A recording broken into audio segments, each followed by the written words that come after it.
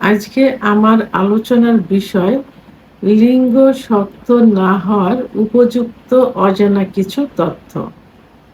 দেশের এবং প্রবাসের ভাই বোনদের প্রতি সালাম।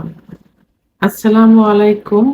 যৌন অক্ষমতার রোগীদের, বিশেষ করে পুরুষের যৌন অক্ষমতায় যারা ভুগছেন তাদের অ্যাম বেশ বেশি অভিযোগ থাকে বা বেশি চিকিৎসার জন্য আসেন যে তাদের লিঙ্গ উত্থান হচ্ছে না বা লিঙ্গ দাঁড়াচ্ছে না। তাদের প্রশ্ন থাকে ২ টা।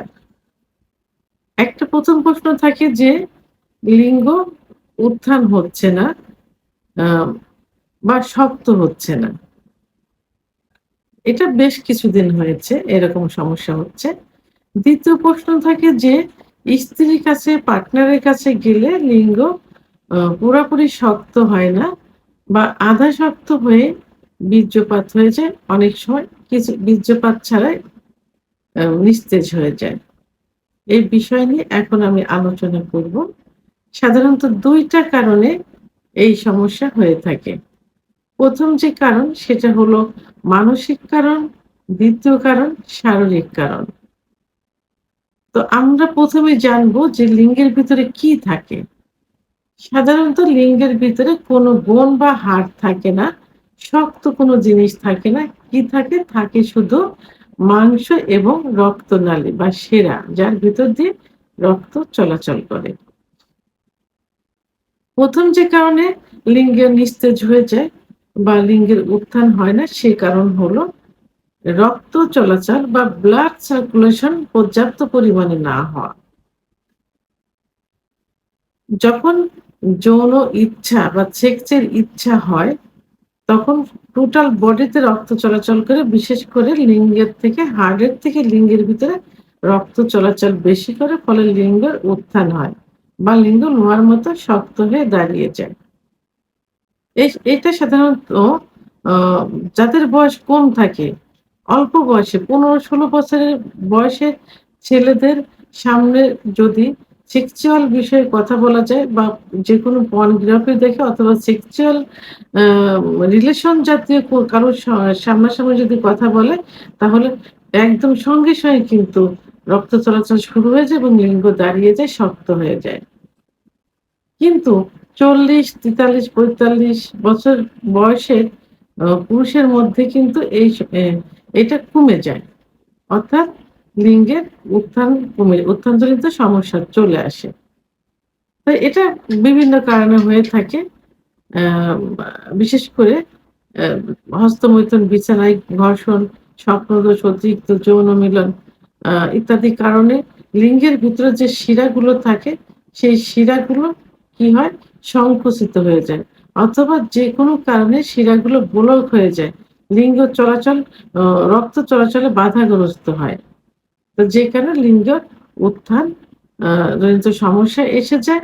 আবার দেখা যায় যে সহবাসে গেলে হালকা উত্থান হচ্ছে, একটু পরে আবার বীর্যপাত ছাড়াই নিস্তেজ হয়ে যাচ্ছে।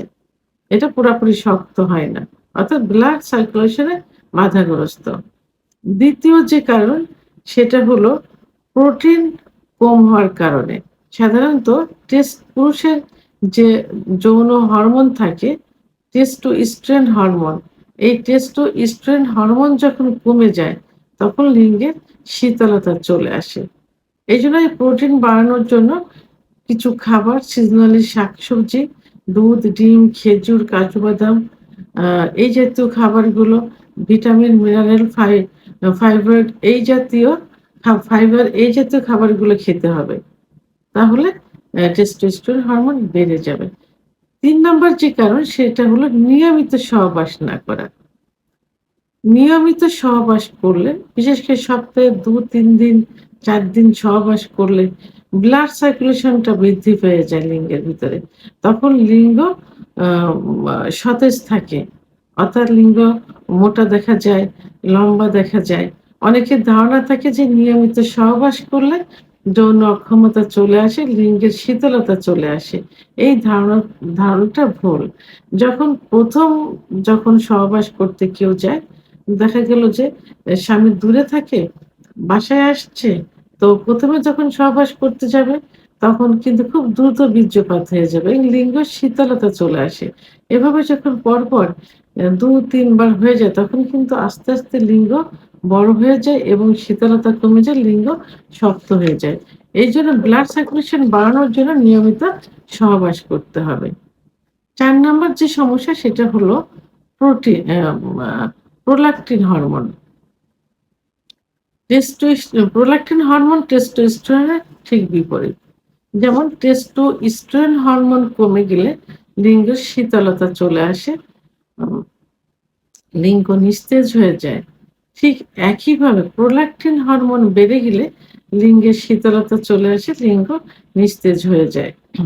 ৫ নাম্বার যে আ হলো বিশেষ অঙ্গ অসুস্থ হওয়ার কারণে।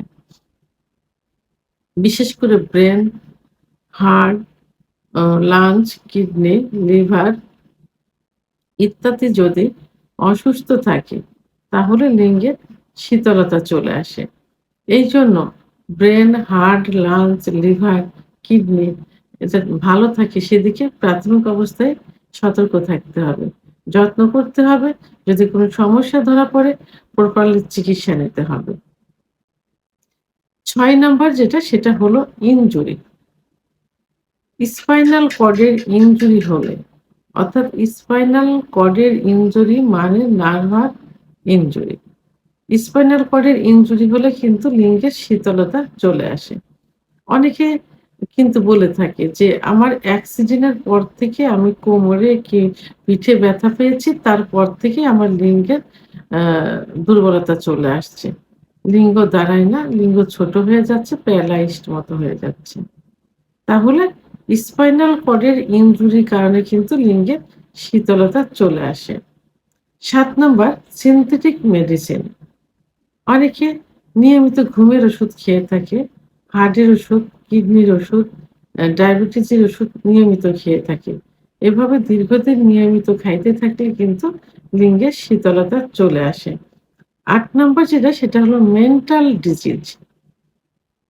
মেন্টাল ডিজিজ অর্থাৎ অনেকে আ খুব বেশি দুশ্চিন্তা করে থাকে। সে দুশ্চিন্তা মানসিক দুশ্চিন্তা হতে পারে, আবার পারিবারিক, সাংসারিক, ব্যবসা-বাণিজ্য, চাকরি ইত্যাদি দুশ্চিন্তা হতে পারে। এই দুশ্চিন্তা থেকে কিন্তু লিঙ্গের শীতলতা চলে আসে। ৯ নাম্বার যেটা সেটা হলো স্ত্রীর সহযোগিতা না পাওয়া।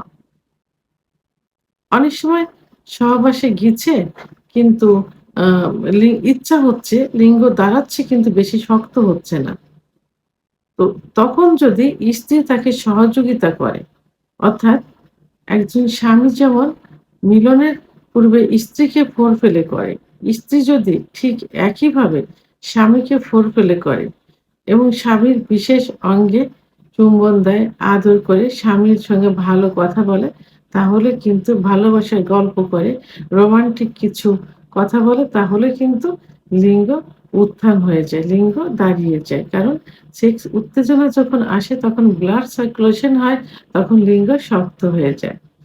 ১০ নম্বর যেটা সেটা নিয়মিত এক্সারসাইজ করা। এ এ নিয়মিত এক্সারসাইজ না করা। অনেকে এক্সারসাইজ করে না, অলস জীবনযাপন করে। অফিসে গিয়ে বসে থাকে, ব্যবসা-বাণিজ্যে বসে থাকে, বাসায় সেভাবে কাজ করে না। এদের কিন্তু লিঙ্গ নিস্তেজ হয়ে যায়। কারণ এরা রিল্যাক্সে থাকে। সবকিছুই রিল্যাক্স হয়ে যায়। এইজন্য প্রতিদিন সকালে যারা মুসলমান নামাজ শেষ করে ০.৫ ঘন্টা হাঁটাহাঁটি করবে, ঘাসের উপর হাঁটাহাঁটি করবে এবং লং একটা হাঁটাহাঁটি করবে এবং ব্যবসা-বাণিজ্য, চাকরি যেখানেই করবে দীর্ঘ সময় বসে না থেকে একটু হাঁটাহাঁটি করবে। ভিন্নধর্মী যারা তারা তাদের ভোরের দিকে তাদের উপাসনা শেষ শেষ করে একটু হাঁটাহাঁটি করবে। এভাবে নিয়মিত হাঁটাহাঁটি করলে, এক্সারসাইজ করলে ব্লাড সার্কুলেশনটা সঠিক থাকে এবং শরীরের প্রত্যেকটা অঙ্গের আ শীতলতা দূর হয়ে যায়। তো আমি যে ১০ টি কারণ বললাম, এই ১০ টি কারণেই সাধারণত লিঙ্গের খর্বতা চলে আসে বা দুর্বলতা চলে আসে, লিঙ্গের নিস্তেজ হয়ে যায়। বিশেষ মুহূর্তে লিঙ্গ শক্ত হয় না। এই সমস্যাগুলোর সমাধান করতে পারলে কিন্তু লিঙ্গের শীতলতা দূর হয়ে যাবে। সাধারণত যাদেরই এই সমস্যাগুলো হয় একটু ফলো করবেন আমি যেগুলো বললাম এই সমস্যাগুলো তাদের মাঝে রয়ে গেছে। এগুলো একটু উম আ আ ঠিক করতে হবে। নিজের লাইফস্টাইলটা চেঞ্জ করতে হবে। তাহলে এটা ঠিক হয়ে যাবে। এরপরেও যদি সমস্যার সমাধান না হয়, সেক্ষেত্রে আপনারা আ একজন পারফেক্ট হোমিওপ্যাথি আয়ুর্বেদিক চিকিৎসা নিতে পারেন। একমাত্র হোমিওপ্যাথি আয়ুর্বেদিক চিকিৎসার মাধ্যমেই কিন্তু এই লিঙ্গের ব্লাড সার্কুলেশনটা সঠিক পর্যায়ে নিয়ে আসা সম্ভব। সেক্ষেত্রে যদি আমার চিকিৎসার প্রয়োজন হয়ে থাকে, ভিডিওর স্ক্রিনে আমার নাম্বার দেওয়া আছে। লাস্টে ৫৮ নম্বর আমার পার্সোনাল নাম্বার এবং হোয়াটসঅ্যাপ নাম্বার। আপনারা এই নাম্বারে আমার সঙ্গে যোগাযোগ করবেন। আমি সঠিক একটা চিকিৎসা এবং পরামর্শ দেওয়ার চেষ্টা করব ইনশাআল্লাহ। ভিডিওটি সম্পর্কে যদি কোনো মতামত থেকে থাকে অবশ্যই কমেন্টসের মাধ্যমে জানাবেন। আর ভিডিওটি ভালো লাগলে লাইক, কমেন্ট, সাবস্ক্রাইব করে আমার সঙ্গে থাকুন। আল্লাহ হাফেজ।